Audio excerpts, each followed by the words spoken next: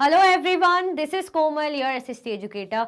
Welcome back to your favorite channel Magnet Brains. Magnet brains आपको provide कराता है high quality education, वो भी बिल्कुल फ्री ऑफ कॉस्ट, किंडरगार्टन से लेके क्लास 12 तक की सीबीएसई बोर्ड के कोर्सेज के साथ साथ आपको अदर स्टेट बोर्ड के भी कोर्सेज अवेलेबल है इन हिंदी मीडियम, जैसे कि UP board, Bihar board, Delhi board के कोर्सेज प्रॉपर सिस्टमैटिक वे में। कोई दिक्कत परेशानी आपको नहीं होगी। डेली प्रैक्टिस के क्वेश्चंस भी मिलेंगे, प्रैक्टिस भी करते जाइएगा।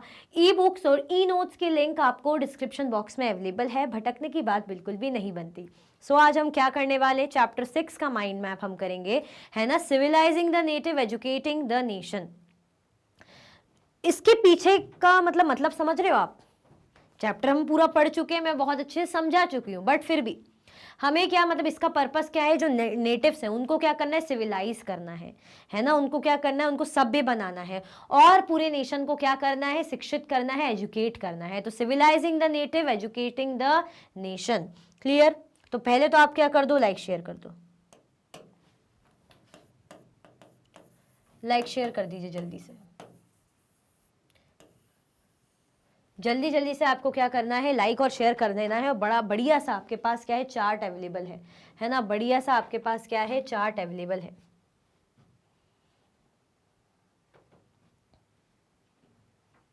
चलो, क्या क्या लिखा है? Civilising the native, educating the nation. ठीक है, इसके लिए मैं एक चीज ये कर देती हूँ, जब तक आप चार्ट देखो, ये मैं कर देती हूँ यहाँ पे।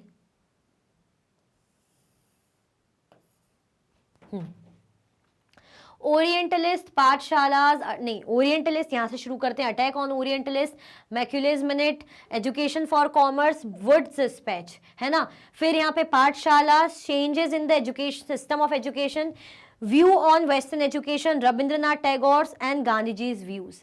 ठीक है भाई, इस चैप्टर में ये सारे टॉपिक हमने पढ़े थे। अगर सबसे पहला टॉपिक यहाँ पे लिया जाए, कौन सा? ये वाला, ओरिएंटलिस्ट।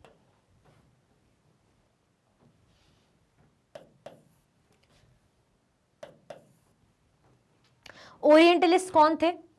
इस चैप्टर में हमने शुरुआती टाइम पे देखा था कि कुछ लोग थे जो हमारी एजुकेशन को सपोर्ट कर रहे थे। मतलब वो चाह रहे थे कि जो इंडिया के लोग हैं, ऑब्वियसली उनको एजुकेट तो करना है, लेकिन उनको कैसे एजुकेट करना है? हमारी ही भाषाओं से एजुकेट करेंगे, है ना, हमारी भाषाओं से उन्हें पढ़ाएंगे लिखाएंगे।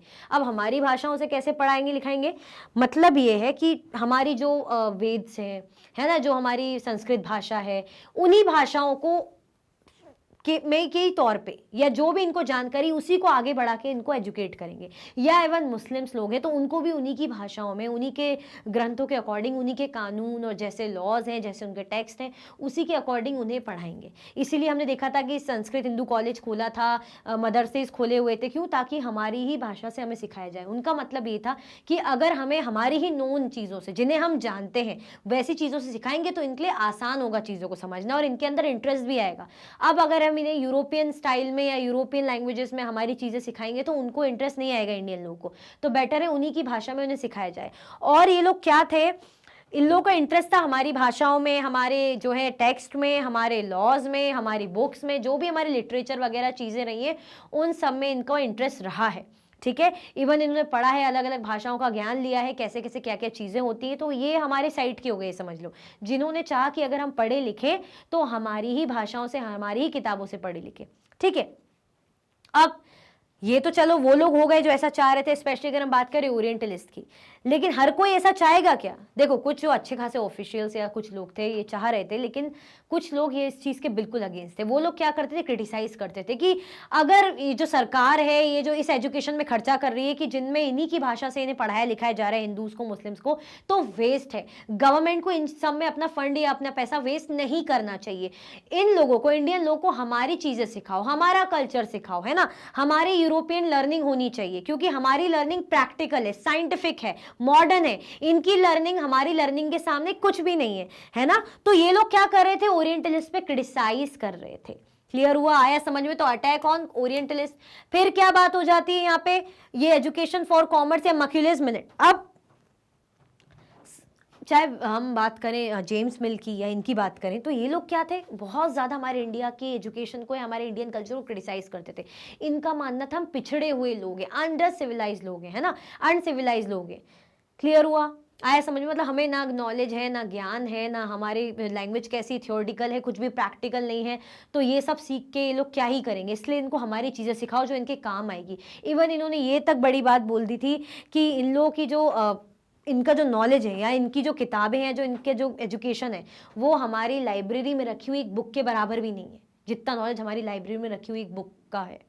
ठीक है, तो इतना बड़ा कंपैरिजन तक कर दिया था, यानी हमें क्रिटिसाइज करते थे हमारी लैंग्वेजेस को, है ना। और किस चीज़ की बात की गई, कॉमर्स के एजुकेशन की, कि क्या सिखाया जाए, ट्रेड वगैरह ये सारी चीज़ें हो, इनका नॉलेज होना चाहिए जो काम आएगा, है ना। मोरल वैल्यूज सीखें, कैसे ऑनेस्ट होते हैं, कैसे जो है डिसिप्लिन में रहते हैं, ये सारी चीज़ें सिखाई जाए, तो ऐसी एजुकेशन देनी चाहिए। इवन ये तक कह रहे थे कि एजुकेशन पूरी इंग्लिश में हो, है ना, इंग्लिश का लेवल या इंग्लिश को अब इन्वॉल्व किया जाए स्कूल्स में।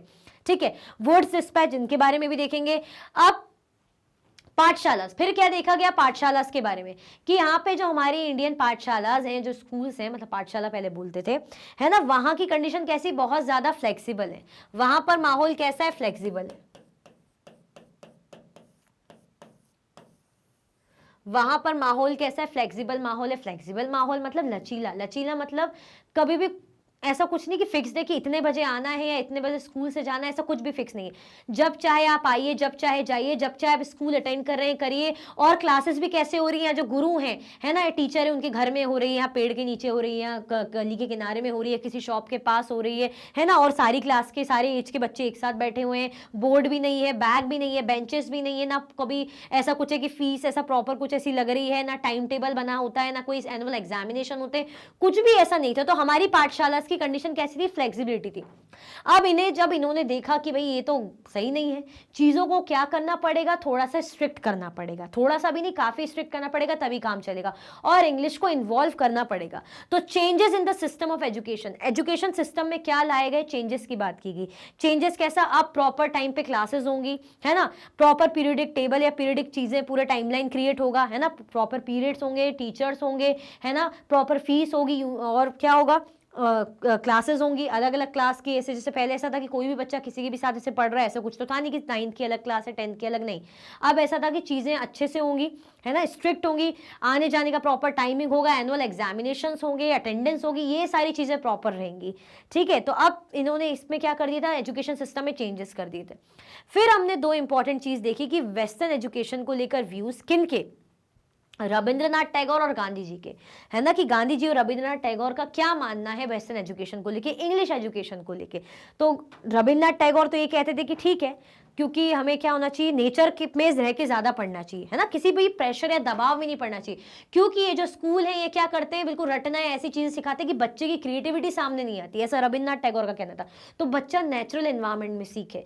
ठीक है, गांधी जी तो सीधे सीधे कहते थे कि ये जो अंग्रेजी हमें सिखाई जा रही है, जो अंग्रेजी एजुकेशन, ये यूरोपियन एजुकेशन, जो मतलब इंग्लिश एजुकेशन हमें दी जा रही है, ये हमें क्या बना रही है, हमें दास बना रही है, गुलाम बना रही है, जिसके हम गुलाम बनते जा रहे हैं। तो ये क्या है, जहर है ना, पाप है। तो ऐसा गांधी जी का मानना था। तो बेसिकली पूरे चैप्टर में किसको लेके बात की गई है, एजुकेशन को लेकर बात की गई है।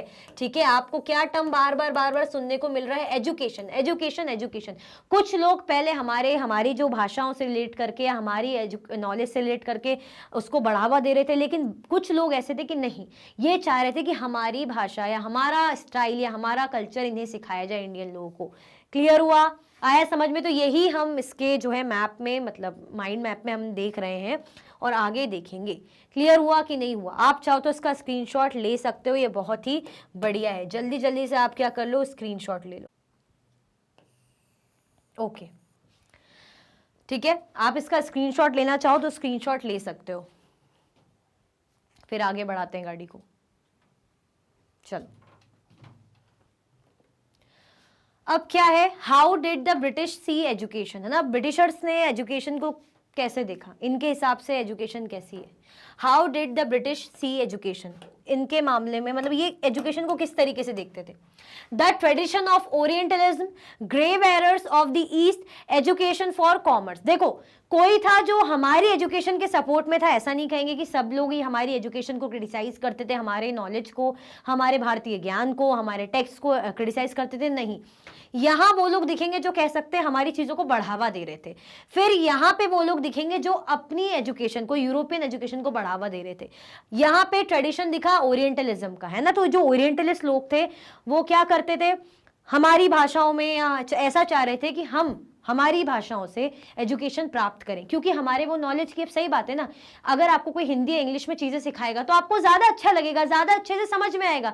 चाइनीज या जापानीज या कोरियन या और भी जो है रशियन वगैरह में आपको सिखा देंगे तो क्या आप पढ़ने मजा आएगा, बोझ लगेगा, प्रेशर लगेगा, दिमाग खराब हो कि अरे यार ये क्या है। बिल्कुल अच्छी चीज भी इंटरेस्टिंग लगेगी नहीं, समझ में ही नहीं आएगी, एकदम से टाइम लगेगा बहुत, ठीक है। तो यहां ये लोग चाह रहे थे कि हम हमारे तरीकों से ना समझाए, ना हमारा यूरोपियन स्टाइल, कुछ नहीं, हम जो भी है इन्हीं की चीजों से इनको सिखाएंगे, चाहे हिंदूज हो चाहे मुस्लिम्स हो, मुस्लिम्स का पारसी वगैरह, पारसी बोली पर्शियन लैंग्वेज, जो भी लैंग्वेज सिखाया जाएगा, हिंदूज का संस्कृत हिंदी, इसी के अकॉर्डिंग सिखाया जाएगा।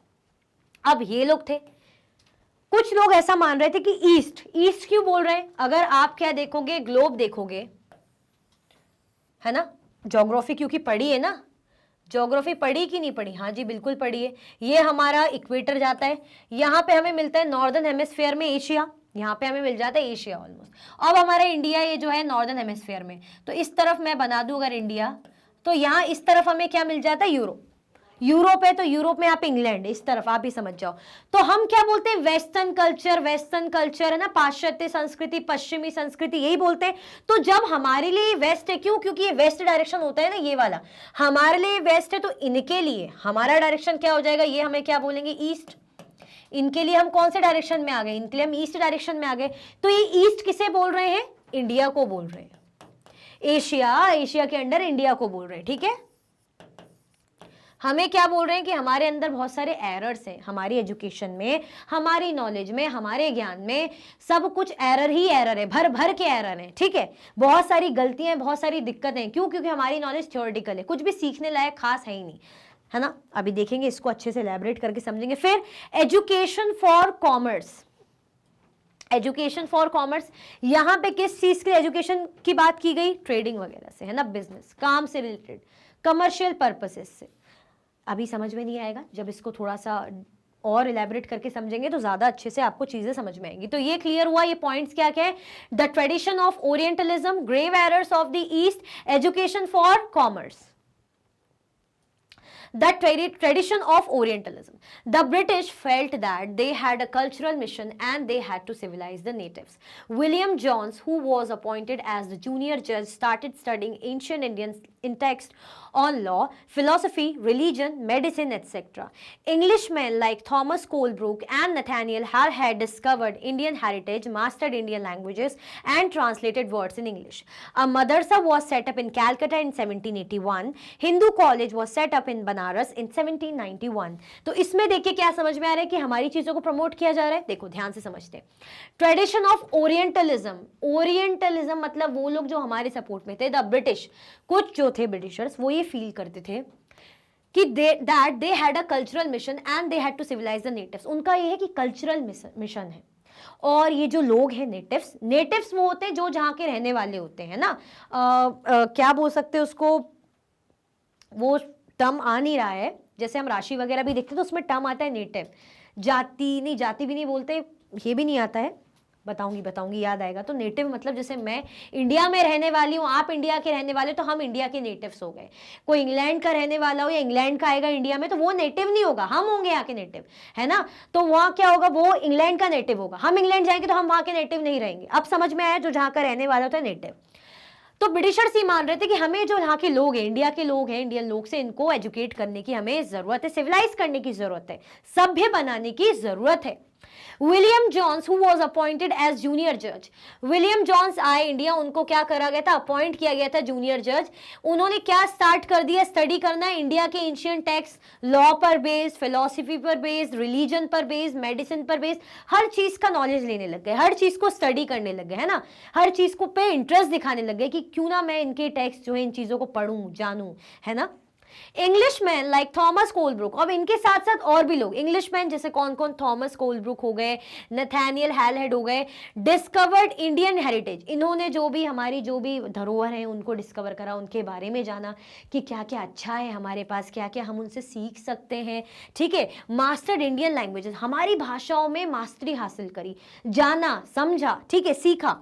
And translated words in English, और उन वर्ड्स को, उन शब्दों को इंग्लिश भाषा में ट्रांसलेट किया। तो आप समझ रहे हैं कि हमारी चीज़ों को लेके कितना इनको दिलचस्पी थी। इनको देखो, ये हमारे लॉस को, हमारे फिलॉसफी को, हमारे रिलीजियस और मेडिसिनल टेक्स्ट को पढ़ रहे हैं, यानी इंटरेस्ट होगा, है ना। ये चाह रहे होंगे कि इन्हीं चीज़ों से ही हमें पढ़ाया जाए, सिखाया जाए, तो हमारी चीज़ों को बढ़ावा दे रहे थे। अब बढ़ावा देने का एक अच्छा एग्जाम्पल क्या देखने को मिलता है कि इन्होंने क्या करा था, मुस्लिम्स के लिए मदरसा सेटअप करा था। कब, कहाँ पे, कैलकाटा में 1781 में। हिंदू कॉलेज सेटअप करा था बनारस में इन 1791 में। क्लियर हुआ, आया समझ में। तो ये ओरिएंटलिस्ट लोग, हम कह सकते हैं हमारे पाले में, हमारे एरिया में, हमारे साइड, ऐसे आप याद रख सकते हो। अब कोई कंफ्यूजन नहीं होगा। दोबारा तो एक्सप्लेन नहीं करना, मुझे नहीं लगता ऐसे एक्सप्लेनेशन की जरूरत है। दोबारा आगे बढ़ते हैं।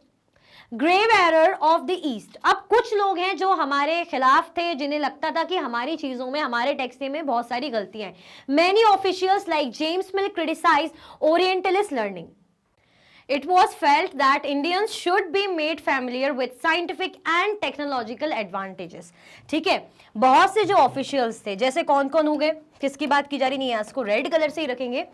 ये लोग क्या करने लगे थे, क्रिटिसाइज करने लगे थे। मैंने नाम लिया था ना अभी आपको, मैक्यूले, जेम्स मिल, है ना, जेम्स मिल, बड़े ही फेमस। इनके बारे में ऑलरेडी हम चैप्टर फर्स्ट में देख चुके हैं कि चैप्टर फर्स्ट में इन्होंने कितनी भर भर के हमारे इंडिया की कल्चर, हमारे लोगों की तारीफ की थी। बहुत से जो ऑफिशियल्स है जैसे जेम्स मिल, इन्होंने क्या करा था, क्रिटिसाइज किया था ओरिएंटलिस्ट लर्निंग को, है ना। उनको ये लगता था कि जो हमारी लर्निंग है या जो ओरिएंटल लोग हैं, ओरिएंटलिस्ट हैं, वो बेफिजूल में ही हम पर एफर्ट्स डाल रहे हैं, बेफिजूल में ही हम पर खर्चा कर रहे हैं, हम पर खर्चा करने का कोई मतलब नहीं, ऐसा ये लोग कहते थे। It was felt that Indians should be made familiar with scientific and technological advantages. मैंने बताया था ना कि इनका कहना था कि हमारा जो नॉलेज है वो कैसा है, वो पूरा थियोरेटिकल है ना, उसका कोई सेंस नहीं है। हमें क्या सिखाना चाहिए इन लोगों को, साइंटिफिक और टेक्नोलॉजिकल एडवांटेजेस, है ना, साइंटिफिक और टेक्नोलॉजिकल नॉलेज, ये सारी चीजें इन्हें देनी चाहिए। Critics like Macaulay felt that India needed to be civilize, है ना। जैसे क्रिटिक्स थे कौन कौन, जैसे मैक्यूले वगैरह, ये मानते थे कि इंडिया को क्या करने की जरूरत है, इंडियन जो लोग हैं या इंडिया को सिविलाइज करने की जरूरत है। हमने क्या देखा, टॉपिक क्या चल रहा है, grave errors of the East, है ना, यानी हमारे इंडिया के लोगों में या इंडिया की जो एजुकेशन है उसकी कमी बताई जा रही है। ये लोग ओरिएंटलिस्ट लोग को क्रिटिसाइज कर रहे हैं कि बेफिजूल है इन पर मेहनत करना, इनको हमारी चीजें सिखाओ, साइंटिफिक तरीके, technological advancement and all. Even Macaulay ने भी क्रिटिसाइज किया, जैसे कि मैंने अभी बताया। The English education act of 1835 was introduce. अब क्या आया, एक नया एक्ट आया, ये बहुत ही इंपॉर्टेंट है। इंग्लिश एजुकेशन एक्ट कब आया था, 1835 में आया था, इसको इंट्रोड्यूस कराया गया। Promotion of oriental institution was stopped, है ना। ओरिएंटल इंस्टीट्यूशन का जो प्रमोशन है, प्रमोशन एज इन ये जो ओरिएंटलिस्ट लोग थे जो अभी हमने देखे ना, विलियम जॉन्स वगैरह, कोलब्रुक, नथानियल हैलेट, ये लोग क्या कर रहे थे, हमारी भाषाओं को, हमारी लैंग्वेजेस को बढ़ावा दे रहे थे, हमारी टीचिंग्स को बढ़ावा दे रहे थे। इन्होंने मदरसा ओपन करा था, है ना, उसके बाद हिंदू कॉलेज ओपन करा था। इनका ये कहना था कि हमारी ही भाषा से, हमारी एजुकेशन से हमें आगे और पढ़ाया जाए, सिखाया जाए। अब यहां पे जब ये एक्ट आया, है ना, इसमें कहा था कि जो ओरिएंटल इंस्टीट्यूशंस है इनका प्रमोशन क्या कर देना चाहिए, रोक देना चाहिए, इनको प्रमोट नहीं करना चाहिए, इनको बढ़ावा नहीं देना चाहिए। Decision was taken to make English the medium of instruction for higher education. Decisions लिए गए, डिसीजन किस चीज को लिए गए, किस चीज को लेके लिए गए, decision was taken to make English the medium of instruction, कि इंग्लिश को क्या बनाया जाएगा, अंग्रेजी को क्या बनाया जाएगा। अब हायर एजुकेशन के लिए जो भी पढ़ाई लिखाई, जो भी चीजें होंगी, माध्यम क्या रहेगा, अंग्रेजी भाषा, मीडियम क्या रहेगा, इंग्लिश एजुकेशन। क्लियर हुआ, आया समझ में, कोई कंफ्यूजन, दिक्कत तो नहीं है, ठीक है। तो क्या बोला जा रहा है, प्रमोशन जो है ओरिएंटल इंस्टीट्यूशन का स्टॉप करने के लिए कहा गया, ठीक है, कि अब इनको बढ़ावा ना दिया जाए, ये जो मदरसे वगैरह बनाए ये ना हो। और हायर एजुकेशन की अगर बात करें, बड़ी क्लासेस की बात करें, तो मीडियम क्या होना चाहिए, इंग्लिश ही होना चाहिए मीडियम। क्लियर हुआ, यानी यहां से हमें क्या समझ में आता है कि इन्हें हमारी चीजें सही नहीं लगी, इन्होंने ओरिएंटलिस्ट को क्रिटिसाइज किया और बढ़ावा किसको दिया है, अंग्रेजी भाषा को, अंग्रेजी भाषा की एजुकेशन को, है ना, इंग्लिश में शिक्षा देनी चाहिए। एजुकेशन फॉर कॉमर्स, अब कॉमर्स के लिए क्या बोला जा रहा है, education for commerce. In 1844 Wood's dispatch was sent outlining the educational policy to be followed in India. 1844 में वर्ड्स डिस्पैच, है ना, उसने क्या सेंड करा, यहां से क्या है, इन्होंने एजुकेशनल पॉलिसी की एक आउटलाइन यहाँ पे दिखाई गई है ना, policy to be followed in India, कि जिसको इंडिया में फॉलो किया जाए, है ना, एक पॉलिसी आई कि इसको क्या करा जाएगा, अब इसको फॉलो करवाया जाना चाहिए। emphasize was on practical benefits of the European system of learning। किस चीज पर फोकस किया गया, जोर दिया गया कि ये जो भी प्रैक्टिकल बेनिफिट्स है, किस चीज के, यूरोपियन सिस्टम लर्निंग के, इस चीज पर बढ़ावा दिया गया कि जो भी पढ़ाई वढ़ाई का तरीका है, जो सिस्टम है, वो कैसा होना चाहिए, यूरोपियन सिस्टम होना चाहिए, इस चीज को बढ़ावा दिया गया। It was argued that the system would improve theoretical character of Indians and thus supply the company with trustworthy civil servants।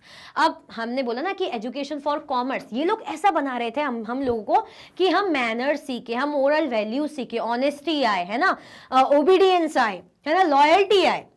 It was argued that the system would improve theoretical character of Indians and thus supply the company with trustworthy civil servants। है ना, ये किस चीज को लेके बात की गई कि जो सिस्टम है वो क्या कर सकता है, थियोरेटिकल कैरेक्टर को इंप्रूव कर सकता है इंडियंस के, है ना, मतलब ये जो इनका तरीका था थ्योरी बेस्ड, हमारा जो तरीका, इनको लगता था कि हम थ्योरेटिकल नॉलेज ले रहे हैं जो कि काम का नहीं है, हमें टेक्निकल चीजें, साइंटिफिकल चीजें, प्रैक्टिकल चीजें सीखने की ज्यादा जरूरत है ना। और इनको क्या हो कि कंपनी के जो लोग हैं, कंपनी के लोगों को ये लोग क्या बने, ट्रस्टवर्दी सिविल सर्वेंट्स मिल पाए। तो बेसिकली हमें क्या बना रहे थे, अपने लायक बना रहे थे कि हमारे लिए एक अच्छे सर्वेंट बन पाए, है ना, हमारे ऑर्डर्स को ओबे करें, हमारा यूरोपियन कल्चर सीखे, हमारा तौर तरीका सीखे, ठीक है, हमारे जैसे बने, ताकि हमारे लिए अच्छा हो और अच्छे सिविल सर्वेंट्स बने। तो इनका पर्पस ये था। क्लियर हुआ, आया समझ में? चलो, What happened to the local school? Local schools को क्या हुआ? The report of William Adams, new routines and new rules. मैंने बताया था ना आपको कि कौन गए थे, विलियम एडम्स गए थे, उनको बोला गया था कि आप रिपोर्ट जरा लेकर आइए, जरा बताइए कि स्कूल्स में चल क्या रहा है ना। तो उस टाइम पे क्या रहती थी, पाठशाला, पाठशाला, उस टाइम पे क्या रहती थी, पाठशाला।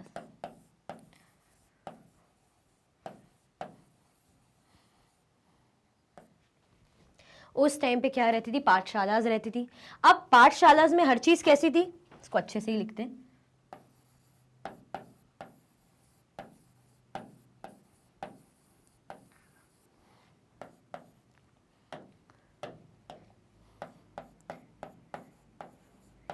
एवरीथिंग, हर चीज कैसी थी, फ्लेक्सिबल थी, है ना, एवरीथिंग वॉज फ्लेक्सिबल, हर चीज फ्लेक्सिबल थी। कैसे फ्लेक्सिबल, किस मामले में बात की जा रही फ्लेक्सिबिलिटी, यानी नो, अब मैं यहां पे पॉइंट्स लिख दूं,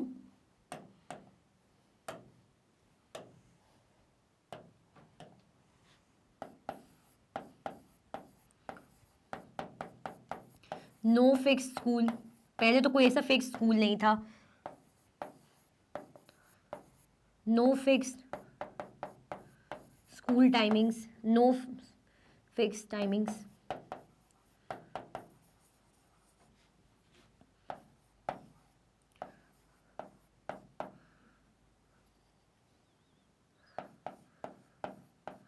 प्रॉपर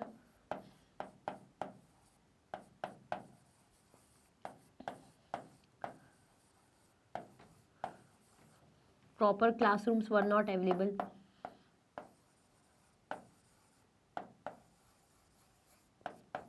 है ना, प्रॉपर क्लासरूम्स अवेलेबल नहीं थे। Fourth,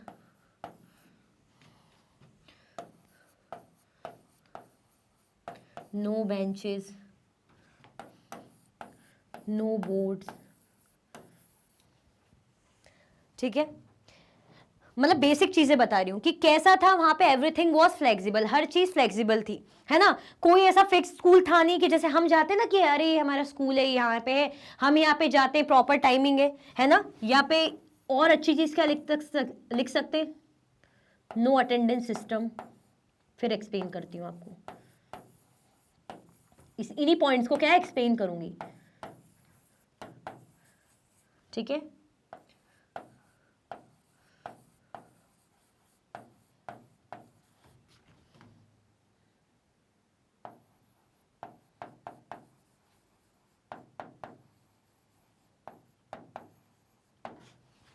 no annual examination.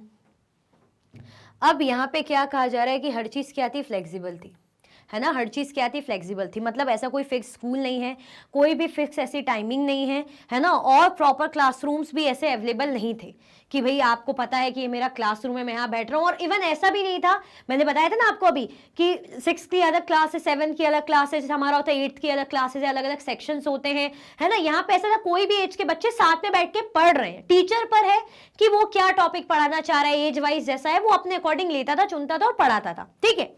Benches नहीं थी, बोर्ड नहीं थे, even know text books,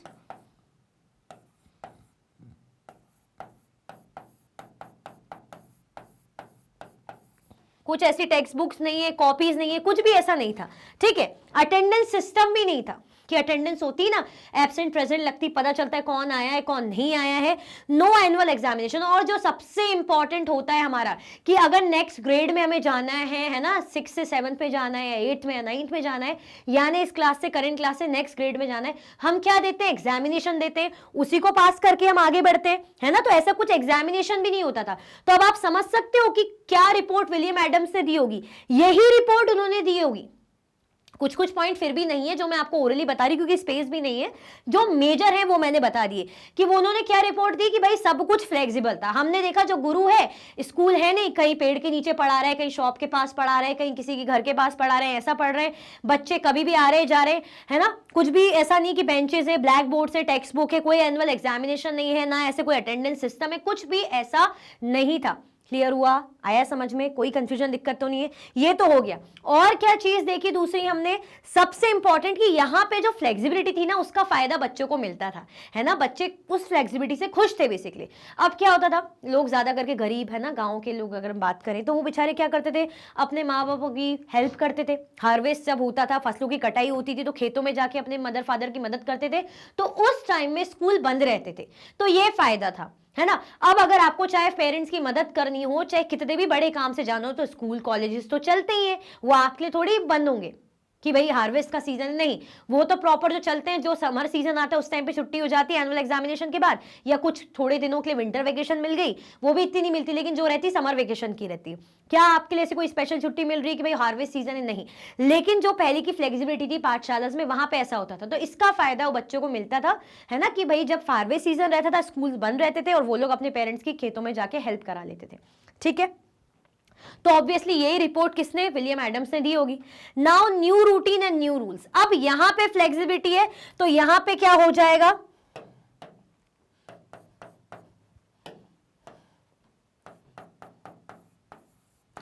everything became strict.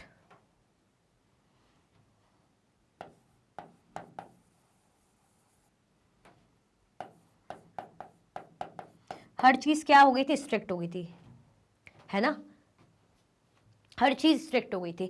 तो अब यहां फिक्स स्कूल है, तो यहां पे फिक्स स्कूल हो गए थे। अब उल्टा चलो, क्योंकि न्यू रूटीन न्यू रूल, ये बहुत हुआ है फ्लेक्सिबिलिटी, अब कोई फ्लेक्सिबिलिटी नहीं रहेगी। तो न्यू रूटीन न्यू रूल में क्या हुआ, फिक्स स्कूल है ना, फिक्स टाइमिंग है कि इतने बजे आओ इतने बजे जाओ, प्रॉपर क्लासरूम अवेलेबल है, ब्लैक बोर्ड अवेलेबल है, ठीक है, टेक्स्ट बुक अवेलेबल है, अटेंडेंस सिस्टम प्रॉपर है, प्रॉपर एनुअल एग्जामिनेशंस हो रहे हैं, ठीक है। अब ऐसा नहीं कि हार्वेस्ट सिस्टम में आपके स्कूल्स बंद है, नहीं, ऐसा कुछ भी नहीं है, स्कूल चालू रहेंगे, ठीक है, आपको आना पड़ेगा, नहीं तो शॉर्ट अटेंडेंस हो जाएगी, प्रॉब्लम हो जाएगी।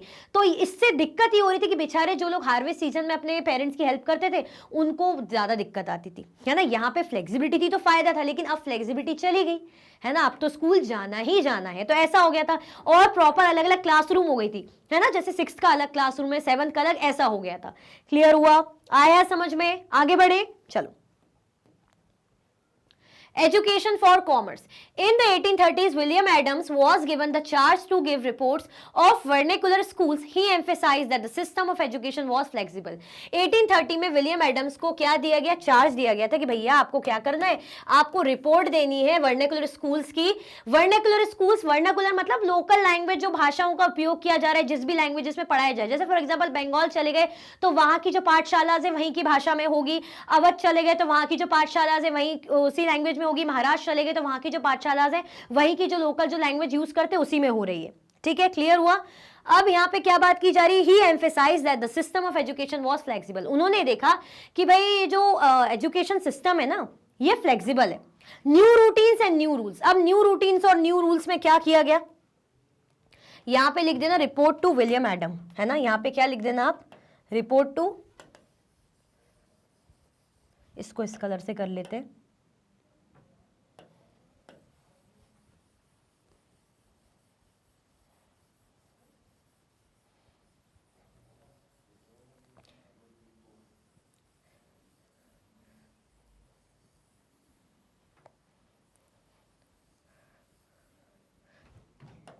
यहां पे क्या लिखना है आपको, रिपोर्ट टू, टॉपिक क्या था पीछे हमारा, रिपोर्ट ऑफ, हाँ,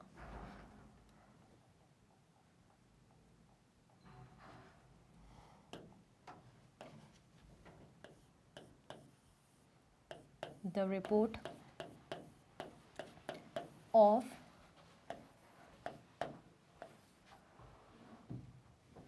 विलियम एडम्स, है ना, विलियम एडम्स की रिपोर्ट। क्लियर।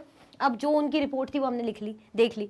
न्यू रूटीन्स और न्यू रूल्स की बात करें तो देयर वाज नो फिक्स्ड फी, कोई भी फिक्स्ड फी ऐसी नहीं थी, है ना, कि आपको जो है फिक्स्ड फी पे करनी, ऐसा कुछ भी नहीं था। नो प्रिंटेड बुक्स, उन्होंने देखा कि भाई प्रिंटेड बुक्स भी नहीं है। No separate building, no benches, no chairs, है ना, no separate classes, no exam and no time table. Teaching process was oral and the guru decided what to teach. Teaching process कैसी थी, टीचिंग प्रोसेस ऐसी थी कि भाई गुरु जी ओरली बता रहे हैं, मौखिक तौर पे जो बता रहे समझा रहे, है ना, और वही डिसाइड करे कि मुझे आज बच्चों को क्या पढ़ाना है। तो it's completely up to the guru ji, ठीक है, कि whatever he want to teach he will teach, है ना। ऐसा कुछ नहीं कि आज हम ये पढ़ेंगे, ये हमारे सिलेबस में, ऐसा कुछ भी नहीं था, क्योंकि हमने अभी ऑलरेडी देखा ना कि no benches, no printed books, nothing. In 1854, the company decided on a new system with routines, rules and regular inspection. 1854 में कंपनी ने डिसाइड करा कि हम न्यू सिस्टम जिसमें प्रॉपर रूटीन रहेगा, रूल्स आएंगे और रेगुलर इंस्पेक्शन होगा। रेगुलर हम जो है नजर रखते रहेंगे कैसा क्या चीजें होने वाली है। There were textbooks and system of annual examinations. अब भी पीछे मैंने बताया ना कि यहाँ पे ऐसा था, हर चीज फ्लेक्सिबल थी, लेकिन यहाँ पे चीजें कैसी थी, नई नई हो चुकी थी। अब बहुत ज्यादा फ्लेक्सिबिलिटी बरत दी गई, नई कोई बुक नहीं है, कोई एग्जामिनेशन नहीं हो रहा, नहीं। यहाँ पे अब ऐसा था कि हर चीज स्ट्रिक्ट कर दी थी, कि नए रूटीन्स बन गए थे, है ना, रूल्स बन गए थे, रेगुलर इंस्पेक्शन वगैरह होने लग गए थे, है ना, टेक्स्ट बुक्स हो गई थी और एनुअल एग्जामिनेशन भी होने लग गए थे। क्लियर हुआ, आया समझ में, कोई कंफ्यूजन, दिक्कत तो नहीं है, स्क्रीनशॉट तो नहीं लेना। चलो, the agenda for a national education. अब नेशनल एजुकेशन का एजेंडा, नेशनल एजुकेशन का एजेंडा, दो लोगों का हम इसमें व्यूज देखेंगे, किसके, महात्मा गांधी जी और रविन्द्रनाथ टैगोर के। English education has enslaved us, है ना, और यहां पे क्या है, Tagore's abode of peace. Okay, ठीक है। Mahatma Gandhi urge that colonial education creates a sense of inferiority and has enslaved us Indians. He wanted an education that could recover an Indian's dignity and self-respect. According to him, the Indian language should be medium of teaching. ठीक है, ये read कर लिया। रविन्द्रनाथ टैगोर का देख लेते हैं। Started Shanti Niketan in 1901. According to him, learning could be encouraged in a natural environment. He emphasized teaching of science and technology along with art, music and dance. यही मैंने सब बताया था। देखो, इसका पहले स्क्रीनशॉट ले लो। अब क्या बात की जा रही, इंग्लिश एजुकेशन ने हमें क्या बना लिया है, हमें दास बना लिया। भाई ठीक है, महात्मा गांधी ने क्या अर्ज करा कि जो कॉलोनियल एजुकेशन है उसने क्या क्रिएट कर दिया है हम भारतीयों के दिल में, इन्फीरियरिटी। हमारे दिल में, अब मन में ऐसा हो गया कि अरे यार, ये जो हमारी भाषाएं हैं, जो हमारा तौर तरीका है, ये क्या है, ये इतना खास नहीं है, ये इतना उम्दा नहीं है। तो ऐसा लगने लग गया कि अरे यार ये ऐसा ही है, इन्फीरियर फील होने लग जाता है। जैसे कई लोग इंग्लिश बोलने लग जाते हैं तो उन्हें लगता है कि अरे यार, अगर मैं इनके सामने हिंदी बात करूंगा या अपनी लैंग्वेज में बात करूंगा, जो भी मेरी लैंग्वेज होगी, मेरी लोकल, तो मेरी इंसल्ट हो जाएगी, या लोग क्या सोचेंगे। क्यों हम अपनी लैंग्वेज को मतलब इन्फीरियर समझ रहे हैं। ठीक है, आप उस चीज को बोलना चाह रहे हो, बट अपनी लैंग्वेज को इन्फीरियर क्यों समझा जा रहा है ना। तो वही गांधी जी कह रहे हैं कि इनकी भाषाओं ने, इनकी एजुकेशन ने हमें क्या फील करा दिया कि हम इन्फीरियर हैं और इन्हीं की चीजों के हम दास बन गए हैं। He wanted an education that could recover an Indians dignity and self respect. वो चाहते थे कि शिक्षा ऐसी होनी चाहिए जो हमारी गरिमा को बरकरार रखे, है ना, जो हमारी सेल्फ रिस्पेक्ट को बढ़ाए। ठीक है, हमारी सेल्फ रिस्पेक्ट को बचाए, हम बेसिकली कह सकते हैं ना, कि ऐसा सीखो, ऐसा नहीं कि उनकी चीजें सीख के खुद को कम समझ रहे हो, खुद की भाषाओं को या खुद के चीजों को, एजुकेशन को कम समझ रहे हो। आप अपनी गरिमा का ध्यान दो, आप अपनी सेल्फ रिस्पेक्ट का ध्यान दो, है ना। ऐसी एजुकेशन वो चाहते थे कि हमारी सेल्फ रिस्पेक्ट बढ़े, हमारी गरिमा हो। According to him the Indian language should be medium of teaching. Gandhi ji का कहना था कि पढ़ाई लिखाई के लिए, टीचिंग के लिए हिंदी भाषा ही माध्यम होनी चाहिए। ठीक है, उनका ये कहना था कि भाषा या एजुकेशन ऐसी हो, इस टाइप की होनी चाहिए जिससे हमारा दिमाग खुले, जिससे हम समझे चीज़ों को। ऐसा नहीं कि बस रट रहे हैं या कुछ समझ में ही नहीं आ रहा है या इनके हिसाब से चल रहे हैं।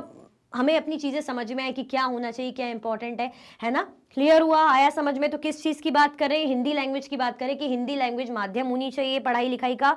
ठीक है, इनकी एजुकेशन ने हमें क्या बना दिया, हमें क्या फील करवाने लगे, इन्फीरियर फील कराने लग गए। इनकी एजुकेशन ने हमें क्या बना दिया है, दास जैसा बना दिया है। ठीक है, और एजुकेशन ऐसी होनी चाहिए जो हमारी डिग्निटी और सेल्फ रिस्पेक्ट को रिकवर कर सके। अब टैगोर जी का क्या कहना था, ये जब स्कूल जाते थे बचपन में तो ये देखते थे कि कितना स्ट्रिक्ट माहौल है, ये हमेशा कहीं और खोए रहते थे। अगर अपनी तरफ से टीचर को कोई स्टूडेंट कुछ बता रहा है तो स्ट्रिक्टली ऐसा है कि टीचर जो पढ़ा रही वही पढ़ो, जो बुक में वही पढ़ो। तो ये रट्टाफिकेशन, रोट मेमोराइजेशन, है ना, इतने स्ट्रिक्ट माहौल में, प्रेशर में कि बच्चा सीख ही ना पाए। कई बार ऐसा होता है, हम सोचते हैं डराएंगे धमकाएंगे तो अच्छे से समझ में आएगा, नहीं, जितना फ्री छोड़ोगे तो बच्चे का दिमाग खुलेगा। अब आप खुद ही बताइए कि टीचर कोई मैथड से कुछ चीज़ सॉल्व करा रहा है, अगर स्टूडेंट ने कुछ बता दिया तो अप्रिशिएट करना चाहिए, ना कि मतलब ऑफेंड होना चाहिए कि भाई नहीं नहीं, जैसा हम पढ़ा रहे हैं वैसे ही पढ़ो, बुक में ऐसे ही दिया है। तो बच्चे का दिमाग कहाँ से खुलेगा, वो तो रट रहा है, जो दिया है बुक में वही पढ़ रहा है। तो टैगोर जी का मानना था कि बच्चे को नेचुरल एनवायरनमेंट में पढ़ना चाहिए और उसको इंकरेज करना चाहिए कि वो खुद से भी कुछ सीखे, करे, है ना, खुद से उसको करने का, चीज़ों को मौका देना चाहिए। स्टार्टेड शांति निकेतन इन 1901, इसीलिए इन्होंने थोड़ा सा ऐसे इलाके में, बढ़िया नेचुरल इन्वायरमेंट वाले इलाके में, गांव साइड, शांति निकेतन खोला था। 1901 में स्टार्ट करा था। इनके अकॉर्डिंग लर्निंग कैसी होनी चाहिए, नेचुरल इन्वायरमेंट में होनी चाहिए, प्राकृतिक माहौल में होनी चाहिए। उन्होंने किस चीज़ को बोला कि टीचिंग जो है साइंस और टेक्नोलॉजी के साथ साथ हमें आर्ट्स का, म्यूजिक का और डांस का भी नॉलेज देना चाहिए। ठीक है, तो ये एक होल कह सकते, होलसम एजुकेशन। क्लियर हुआ, आया समझ में, होलिस्टिक अप्रोच बेसिकली। तो ये किसके सोच थी, गांधी जी की, कि भाई हमें हिंदी लैंग्वेज में पढ़ाई लिखाई करनी चाहिए। और इनका क्या कहना था टैगोर जी का कि हमें साइंस और टेक्नोलॉजी के साथ साथ क्या करना चाहिए, डांस, आर्ट, म्यूजिक, इन चीज़ों को भी बढ़ावा देना चाहिए और नेचुरल इन्वायरमेंट में पढ़ाई होनी चाहिए। ठीक है, क्लियर हुआ, चलो। इसी के साथ हमारे इस चैप्टर की जो है माइंड मैप कंप्लीट होता है। आई होप आपको सब कुछ अच्छे से रिकॉल हुआ होगा, रिवाइज हुआ होगा। कुछ भी डाउट होता है कमेंट सेक्शन में मुझे ज़रूर बताइएगा। ठीक है, ये वीडियो एंड होती है। अगर आप और भी वीडियो के लेक्चर्स देखना चाहते हैं, मैग्नेट ब्रेन्स के यूट्यूब चैनल, एप्लीकेशन, वेबसाइट पर देख सकते हैं। ई नोट्स और ई बुक्स के लिंक आपको डिस्क्रिप्शन बॉक्स में अवेलेबल है। ये सारे के सारे हाई क्वालिटी के कोर्सेज है, 100% फ्री आपको अवेलेबल रहते हैं। आप हमें प्लेटफॉर्म पर भी फॉलो कर सकते हैं। तो लाइक शेयर सब्सक्राइब करना बिल्कुल भी ना भूलें। अपना ख्याल रखें। Thank you so much for watching.